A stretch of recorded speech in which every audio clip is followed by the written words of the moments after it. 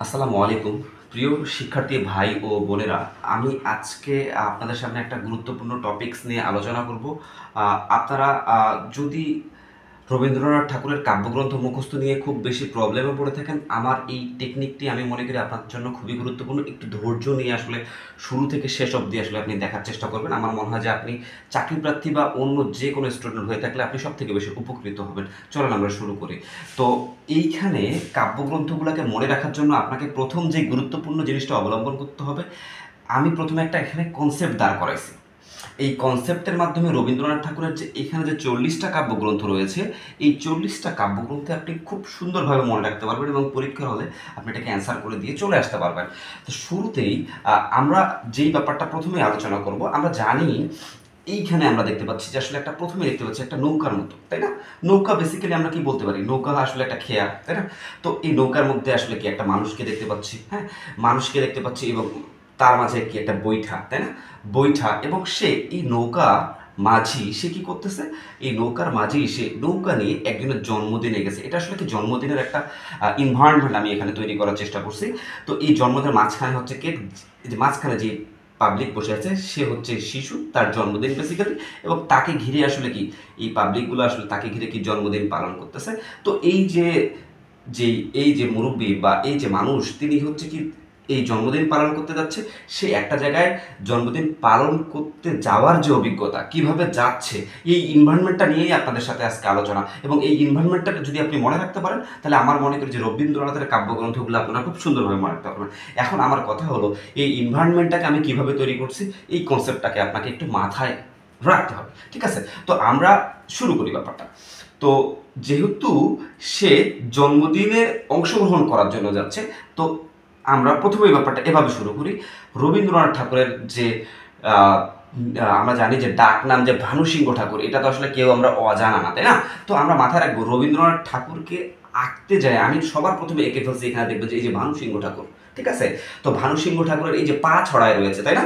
তাহলে ভানুসিংহ ঠাকুরের পা যেহেতু ছড়ায় রয়েছে, তাহলে প্রথমেই আপনি মাথায় রাখবেন প্রথম কাব্যগ্রন্থটার নাম হলো ভানুসিংহের পদাবলী, ঠিক আছে? ভানুসিংহের পদাবলী। আচ্ছা, ভানুসিংহ বলতে কি রবীন্দ্রনাথ ঠাকুর? রবীন্দ্রনাথ ঠাকুর কি আসলে, রবীন্দ্রনাথ ঠাকুর তো আসলে একটা কবি। তাহলে সেকেন্ড কাব্যগ্রন্থটাকে আপনাকে মাথায় রাখতে হবে কবি কাহিনী। কি, সে কবি হয়েছে বিভিন্ন ধরনের কাহিনী দিয়ে, সেক্ষেত্রে আপনাকে মাথায় রাখতে হবে কবি কাহিনী। তারপরে মাথায় রাখতে হবে এই কাহিনী দিয়ে আরেকটা কাব্যগ্রন্থ মনে রাখতে হবে। সে যখন কবি হয়েছে, নানান ধরনের তো কথাবার্তা বলছে, তাহলে কথা ও কাহিনী। তাহলে তিনটা কাব্যগ্রন্থ আপনার হয়ে গেল, ভানুসিংহের পদাবলী, কবি কাহিনী, আর একটা হচ্ছে কি কথা কাহিনী। সে এই যে ভানুসিংহ ঠাকুর, সে কি করতেছে, এই যে নৌকায় করে জন্মদিনে যাচ্ছে। তো আসলে সে কি যাচ্ছে, এই যে বৈঠা, আমরা বাংলায় বলি বৈঠা, এবং সে আসলে বেসিক্যালি এই পুরো নৌকাটাকে, এই টোটাল ইনভারনমেন্টটাকে আমরা কি বলতে পারি, খেয়া। তাহলে এখান থেকে আমরা মাথায় রাখতে পারি এই বৈঠাটাকে যদি আমি খেয়া নামকরণ দিই, তারপরের কাব্যগ্রন্থের নাম হচ্ছে কি খেয়া, ঠিক আছে? সে যখন যাচ্ছে, সে কিন্তু আসলে আপনি মাথায় রাখবেন পূর্ব দিকে যাচ্ছে, পূর্ব দিক থেকে আপনি মাথায় রাখবেন পূরবী, পূর্ব দিক থেকে আপনি মাথায় রাখবেন কি পূরবী, ঠিক আছে? সে যেহেতু, আচ্ছা, খেয়ার অপর নাম কিন্তু তরি, এখান থেকে আমি মাথায় রাখলাম সোনার তরি, সোনার তরি, ঠিক আছে? এটা হয়ে গেল। তারপর আমরা চলে আসি, সে যখন এই জন্মদিনে যাচ্ছে, সে তো তার জন্য একটা গিফট নিয়ে যাচ্ছে, বা একটা বক্সে করে একটা গিফট নিয়ে যাচ্ছে। এই বক্সটা হলো সেই বক্স, ঠিক আছে? তো এই বক্সে আপনি দেখবেন কোনো একটা জিনিস যখন আমরা গিফট দিই, বক্সের ওপরে কি নানান ধরনের দাগ কেটে আসলে লেখা থাকে। এটা যদি একটা বক্স হয়ে থাকে, এখানে কিন্তু 7টা দাগ রয়েছে, 7টা দাগের মধ্যে এইখানে কিন্তু তার নামটা আসলে হিডেন করা আছে, ঠিক আছে, শেষভাবে। তো এই গিফটটা সে তাকে কি করবে, উৎসর্গ করবে, যার জন্মদিন। তারপরের কাব্যগ্রন্থের নাম হলো উৎসর্গ, ঠিক আছে? তো এই উৎসর্গ যে গিফটটা করবে, এই গিফটের উপরে আসলে কি কিছু লেখা রয়েছে, অনেকগুলো লেখা রয়েছে। এই লেখা থেকে আমরা মনে রাখবো হচ্ছে লেখন। তাহলে কি উৎসর্গ, তারপর হয়ে গেল কি লেখন। তারপর আমরা মাথায় রাখতে পারি সে এই লেখনটা কোথায় লিখছে। এইখানে যে 7টা লাইন রয়েছে, 7টা লাইনের মধ্যে শেষ ভাগে লিখেছে, মানে 7 ভাগের শেষ ভাগটাতে। তাহলে আমরা মাথায় রাখতে পারি শেষ সপ্তক, ঠিক আছে? এবং এই শেষ সপ্তকটা কি সবার শেষে হয়, পরিশেষেই হয়। সেখান থেকে আমরা মাথায় রাখতে পারি পরিশেষ। পরিশেষ থেকে, পরিশেষে যেহেতু তার লেখাটা ছিল, তার নামের লেখা ছিল, এখান থেকে আমরা মাথায় রাখতে পারি হচ্ছে শেষ লেখা। তাহলে এই কাব্যগ্রন্থ 5টা আমরা এই গিফটের বক্সটা দিয়ে মনে রাখতে পারি, উৎসর্গ, লেখন, শেষ সপ্তক, পরিশেষ, শেষ লেখা। এই দুটা কখনো আসলে ভুলাবেন না, পরিশেষ আর একটা কি শেষ লেখা। যেহেতু শেষে লেখা আছে, সেখান থেকে আপনি মাথায় রাখবেন হচ্ছে কি শেষ লেখা। তারপর আমরা চলে আসি, এই যে ভানুসিংহ যখন তার জন্মদিনে যাচ্ছিল, তখন সে কি করতেছিল, তখন আসলে তার মনে তো আসলে একা একা একটা মানুষ যাচ্ছিল, তার মনে তো আসলে মনে হচ্ছিল যে আমি একটু গান শুনি। তো সে তার সাথে তার নিত্য প্রয়োজনীয় একটা সানাই ছিল, এই যে সানাই, এই যে একটা সানাই আমি এঁকে দেওয়ার চেষ্টা করছি। তো এই সানাইয়ের মাধ্যমে সে যখন একটা জায়গায় ভ্রমণ করতেছে, সে সকাল থেকে সন্ধ্যা পর্যন্ত অনেকটা সময় ধরে ভ্রমণ করছে। তাহলে প্রথম তার তারপরের কাব্যগ্রন্থটার নাম হলো সানাই। কিভাবে? কারণ সে এই সানাইটা নিয়ে তার হাতে ধরে আসলে যাচ্ছিল। তারপর সে এই সানাই দিয়ে সে প্রভাত সঙ্গীত গাইতেছিল, সে কি সন্ধ্যা সঙ্গীত গাইতেছিল। যখন যেই সময় আসতেছিল তখন তিনি সেই ধরনের গান গাইতেছিল। মাঝখানে সে আরও গীতালি গাইতেছিল। কি গাইতেছিল? গীতালি গাইতেছিল। মাঝখানে আরও গীতি বিতান গাইতেছিল। তো এখান থেকে আমাদের মাথায় রাখতে হবে সানাই, প্রভাত সঙ্গীত, সন্ধ্যা সঙ্গীত, গীতালি, আর একটা হচ্ছে গীতি বিতান। এই গীতালি গীতি মানে সব গানের রিলেটেডগুলো আমি আসলে এই সানাইয়ের মধ্যে অন্তর্ভুক্ত করার চেষ্টা করছি, ঠিক আছে। এরপরে আমরা চলে যাই, সে যখন যাচ্ছে, যেতে যেতে আসলে কি আকাশে তো সূর্য ওঠে, সূর্য মানে কি প্রদীপ বা আলো, যাইতে যেতে সে কি বিভিন্ন ধরনের আকাশ প্রদীপ আসলে দেখতে পেলো। জ্যোৎস্না রাতে বিভিন্ন ধরনের আকাশ প্রদীপ সে দেখতে পেলো। যাচ্ছে যাচ্ছে যাচ্ছে সে তখন তার ছোটবেলায় ফিরে গেল। আচ্ছা, আমি তো ছোটবেলায় এরকম একটা ছড়া কল্পনা করছিলাম যে আমি ছোটবেলায় যখন নৌকা নিয়ে যাই তার মাঝে একটা কল্পনার একটা প্লেন আমি আঁকছিলাম।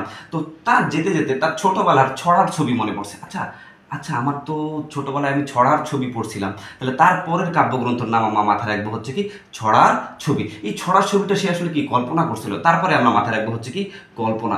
যখন সে কল্পনা করছে, কল্পনা করার পর ওই কল্পনার যে ছবিটা, ওই কল্পনার ছবিটা, তার চিত্রটা তার মাথায় ভেসে আসছে। সেখান থেকে আমরা মাথায় রাখবো হচ্ছে কি চিত্রা। এখন কোন চিত্রটা তার মাথায় আসছে? ছোটবেলায় সে যেই ছড়াটা পড়ছিল, এই ছড়াটা কিন্তু আসলে একটা প্লেনের ছবি। আমরা জানি প্লেনকে আমরা কি বলে ডাকি? বলাকা বলে ডাকি। তারপরের কাব্যগ্রন্থের নাম হচ্ছে কি বলাকা। তার যে ছোটবেলায় যে ছড়াটা ছিল, এই ছড়ার প্লেনের যাত্রী ছিল 4 জন, 4টা মেয়ে। আপনাকে মাথায় রাখতে হবে খুব সুন্দর করে, 4টা মেয়ে। এই 4টা মেয়ের নাম হচ্ছে কি শ্যামলী, চৈতালি, মহুয়া, মানসী। খুবই সুন্দর নাম, শ্যামলী, চৈতালি। লিলি আছে, আসলে লিলি দিয়ে মনে রাখবেন, শ্যামলী, চৈতালি, মহুয়া, মানসী, ঠিক আছে। আপনি তার যাচ্ছে যাচ্ছে তারপর এই প্লেনের এনভায়রনমেন্টটা এখান থেকে চলে গেল। তারপর এই ভানুসিংহ ঠাকুর সে এই জন্মদিনের জায়গাটাতে, এনভায়রনমেন্টটাতে পৌঁছালো। তো এই যে জন্মদিনের এনভায়রনমেন্টে সে যখন পৌঁছানোর পর সে দেখলো যে মাঝখানে আসলে নবজাতক রয়েছে। কোথায় রয়েছে? এই 4জন মেয়ে ছিল, 4জন মেয়ের মাঝখানে হচ্ছে কি ছিল? নবজাতকটা ছিল। কি ছিল? নবজাতক। তার কি ছিল? জন্মদিন। তারপরে আমরা মনে রাখলাম কি নবজাতক, তারপরে কি জন্মদিন। জন্মদিনটা কি কারণে পালন করা হয়? কাউকে স্মরণ করার জন্য পালন করা হয়, ঠিক আছে। তারপর আমরা এটা বুঝলাম যে এই যে জন্মদিনের মাঝখানে যে কেকটা রয়েছে, আমরা বর্তমানে যে বনফুল, যে বিখ্যাত শ্যামাই, আমরা মনে রাখবো এই কেকটা আসলে বনফুল তৈরি করছে, মানে এই কেকটা হচ্ছে বনফুলের কেক। তো কেকটা যখন আমরা সাজাই তার সামনে বিভিন্ন ধরনের কড়ি দেওয়া থাকে না, সেখান থেকে আমরা মাথায় রাখতে পারি কড়ি ও কোমল। তার মানে বনফুল, এখান থেকে আমরা মনে রাখতে পারি নবজাতক, জন্মদিন, স্মরণ, আর একটা হচ্ছে কি বনফুল, আর একটা হচ্ছে কি কড়িও কোমল। তো এই জন্মদিনের যে বাচ্চাটা রয়েছে, এই বাচ্চাটাকে ঘিরে আসলে কি বিভিন্ন ধরনের নারীরা আসলে ঘিরে থাকে। আপনারা বর্তমানে জন্মদিন পালন হয়ে দেখবেন যে বাচ্চাটাকে ঘিরে অনেকগুলো নারী। তো এইখানে ধরেন 4জন নারী রয়েছে। এই 4জন নারী কে কে? একটা হলো গীতাঞ্জলি, সঞ্চয়িতা, আর একটা হচ্ছে বিচিত্রা, আর একটা ক্ষণিকা। মাথায় রাখবেন, গীতাঞ্জলি, সঞ্চয়িতা, বিচিত্রা, ক্ষণিকা। গীতাঞ্জলি, সঞ্চয়িতা, ক্ষণিকা, আর একটা হচ্ছে বিচিত্রা। তো এই 4জন নারীর জন্মদিন যখন পালন করতে করতে এরা একটা সময় একত্র হয়েছে। একত্র হওয়ার পর এরা নানান ধরনের গল্প সল্প করতেছে। এরা বলতেছে চলো আজকে এটা গল্প করি। তখন তাদের গল্প হয়েছে যে ওইখানে একজন মুরব্বী আসলে অনেক অসুস্থ, তার আরোগ্য নিয়ে আসলে গল্প শুরু করছে। তারা যখন গল্প সল্প করতেছে, তারা তাদের টপিক ছিল হচ্ছে আরোগ্য নিয়ে, ঠিক আছে। তাহলে তারপরেরও কাব্যগ্রন্থের নাম হলো কি গল্প স্বল্প, তারপরে হচ্ছে কি আরোগ্য। এবং তাদের মধ্যে একজন পাবলিক বললো আচ্ছা এটা তো আমরা জন্মদিনে আসছি, চলো আমরা তাহলে চলো আমরা বাদ দিয়ে আমরা তাহলে কি করি, জন্মদিনের আলোচনাটা করি। কারণ এটা তো আমরা জন্মদিনে আসছি। নে বাদ থেকে আমরা মাথায় রাখতে পারি নৈবেদ্য। নৈবেদ্য, ঠিক আছে। এই টোটালটা হলো রবীন্দ্রনাথ ঠাকুরের কাব্যগ্রন্থর একটা এনভায়রনমেন্ট। এবং এই গল্পটা যে আমি আপনাদের সামনে বললাম, আপনার মধ্যে তো একটা আসলে তৈরি হবে যে আসলে এই ছবিটা আসলে কিভাবে আপনি মাথায় রাখবো। তা আপনার তো আসলে একটা সুন্দর একটা পুনশ্চ তৈরি হবে বা একটা মতবাদ তৈরি হবে। আমরা যে গল্পগুলো লিখি সবার শেষে আসলে কি থাকে, একটা পুনশ্চ বা একটা গুরুত্বপূর্ণ একটা সেন্টেন্স থাকে। তো এই জিনিসটাকে ঘিরে আপনার তো নিশ্চয়ই একটা গুরুত্বপূর্ণ সেন্টেন্স তৈরি হয়েছে, সেটা আপনি কিসে লিখবেন? পুনশ্চতে লিখবেন। তারপরের কাব্যগ্রন্থ আপনি মাথায় রাখবেন হচ্ছে কি পুনশ্চ, ঠিক আছে। এই হলো টোটাল রবীন্দ্রনাথ ঠাকুরের আসলে কাব্যগ্রন্থ। তো আপনাকে টোটাল এনভায়রনমেন্টটা মনে রাখতে হবে। এখানে টোটাল 40টা আসলে কাব্যগ্রন্থ রয়েছে। আমি মনে করি আপনি যদি একবার ব্যাপারটাকে সুন্দরভাবে মনে রাখেন, আপনারা সারা জীবনের জন্য থেকে যাবে। আমি টোটাল এনভায়রনমেন্টটা আপনাদের সামনে আরেকবার বর্ণনা করি। রবীন্দ্রনাথ ঠাকুরের নাম যেহেতু হচ্ছে কি ভানুসিংহ ঠাকুর, ভানুসিংহ ঠাকুর থেকে আপনাকে মাথায় রাখতে হবে ভানুসিংহ ঠাকুরের পা যেহেতু ছড়াই দিয়ে আছে কি ভানুসিংহ ঠাকুরের পদাবলী, সে যেহেতু কবি তাহলে কবি কাহিনী, সে যেহেতু কবিতে কথা বলে তাহলে কথা ও কাহিনী, সে যেহেতু যাচ্ছে খেয়া নিয়ে তাহলে সেখান থেকে আমরা মাথায় রাখবো হচ্ছে খেয়া, আর সেখান থেকে আমরা মাথায় রাখবো কি সোনাত্তরী, সে যেহেতু পূর্ব দিকে যাচ্ছে তাহলে সেখান থেকে আমরা মাথায় রাখবো হচ্ছে পূর্বী। এবং সে যেহেতু একটা গিফট নিয়ে যাচ্ছে, এই গিফটটা কি থাকবে তাকে উৎসর্গ করতেছে। এই গিফটের উপরে নানান ধরনের লেখনী রয়েছে, তার মানে কি উৎসর্গ, লেখনী, শেষ সপ্তক, পরিশেষ, আর একটা হচ্ছে কি শেষ লেখা। সে যেতে যেতে কি শুনতেছিল, সানাই নিয়ে যাচ্ছিল, সানাইতে সে বিভিন্ন ধরনের গান শুনতেছিল, সেখান থেকে আমরা মাথায় রাখবো হচ্ছে কি সানাই, প্রভাত সঙ্গীত, সন্ধ্যা সঙ্গীত, গীতালি, আর একটা হচ্ছে গীতি বিতান। সে যেতে যেতে একটা সময় কি দেখতে পেয়েছিল, আকাশে প্রদীপ দেখতে পেয়েছিল, তার মানে সেখান থেকে আমরা মাথায় রাখতে পারি আকাশ প্রদীপ। এবং সে যেতে যেতে কল্পনা করেছিল তার ছোটবেলার ছড়ার ছবি, সেখান থেকে ছোটবেলার ছড়ার ছবি, তারপর সে কি করেছিল, কল্পনা করেছিল, সেটার চিত্রটা আবার তার মাথায় কি এসেছিল, ভেসে এসেছিল, চিত্র থেকে আমরা মাথায় রাখবো হচ্ছে কি চিত্র।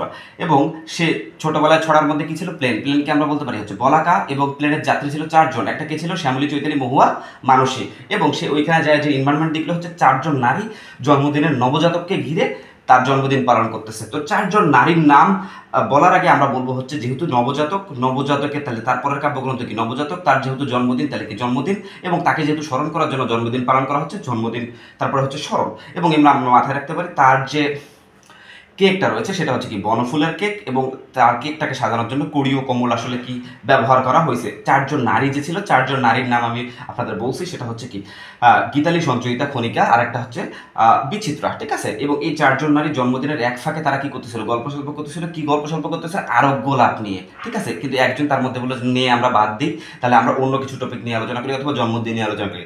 নিয়ে বাদ দিয়ে মানে কি নৈবদ্য। এবং এই টোটাল কনসেপ্টটা নিয়ে তো আপনার আসলে একটা আইডিয়া তৈরি হয়েছে বা একটা মতবাদ তৈরি হয়েছে। এই মতবাদটা আপনি কিছু লিখে রাখবেন পুনশ্চতে। সুতরাং এই পুনশ্চ হলো তার আরেকটা কাব্যগ্রন্থ। ধন্যবাদ। আমি মনে করি একটু ধৈর্য নিয়ে হলো ভিডিওটা আপনারা দেখবেন, আমার মনে হয় যে সব থেকে বেশি উপকৃত হবেন এবং যে কোনো জায়গায় এটা অ্যান্সার করে দিয়ে আসতে পারেন। ধন্যবাদ। আসসালামু আলাইকুম।